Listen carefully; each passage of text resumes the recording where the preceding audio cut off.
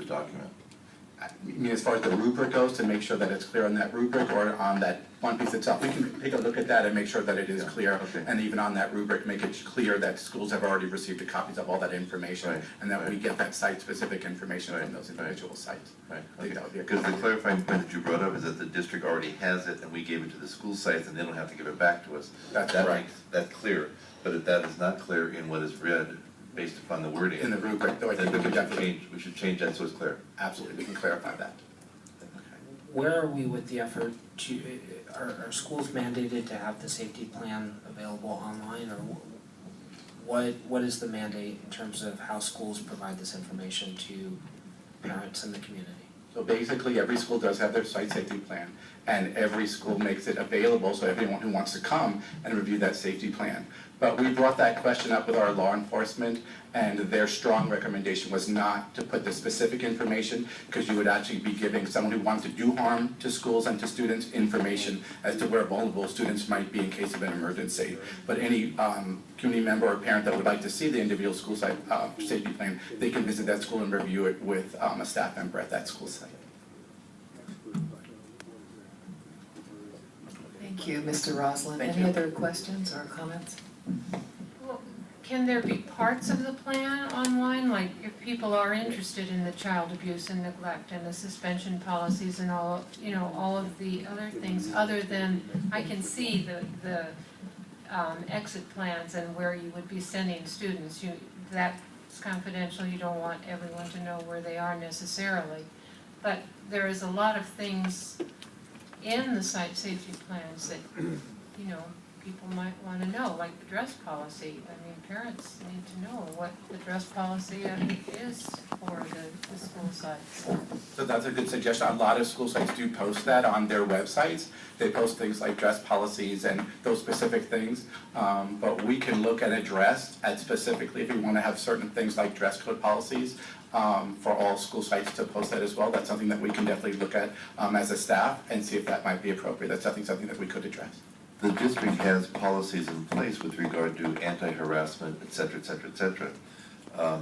I would have to check to see whether or not that is on the district's website, and then it would not necessarily have to be on the school site one. But that would be the same policy throughout the district. You know, an individual school could not have their own unique, you know, anti-harassment policy. It would be a district policy that the Board of Education had already approved. So we can pursue that as far as making sure the district has that on their website, and then that would, the school sites would not have to put it on themselves. And much of that information is found in the parent information packet that is posted on the district website. It would be helpful if it was on a link on schools' websites, because I think most parents go to the school website and look for that type of information, and then having a link to the district office, and also things like, you know, what is the procedure for emergency evacuations? What should parents be doing?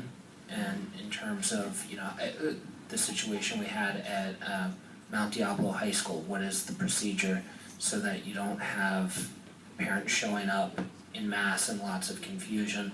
And I think if we could put that online, because I still don't think that very many parents ask, can I come in and review the safety plan with a staff member? But if it was made online, that's where I would look, and I think that's where most parents would look.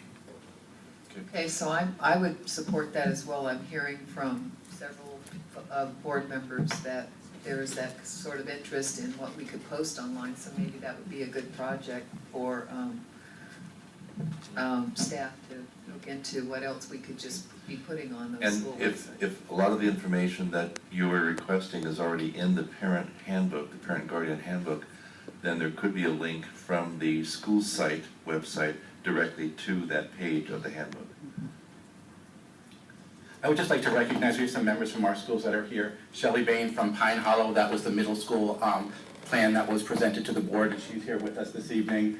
Stephen Brady from Northgate High School is here, as Northgate was the high school plan that was presented. Unfortunately, Susan Peters from Monty Gardens Elementary had a family commitment and could not be here, but she did send her regrets, and I definitely want to thank our administrators, principals, and vice principals who are here today, and all of our schools. I also want to recognize Mary Ann Tucker, who is a former principal in our district and former district administrator for Wing D, and she assisted in much of the reading and working with the schools in coming into compliance. And I just want to recognize all the people that worked very hard in getting sure that our plans were all completed. And thank you very much. Thank you very much, Mr. Roslin. And it's nice, all the plans were completed. It's a great accomplishment. So thank you. Next on our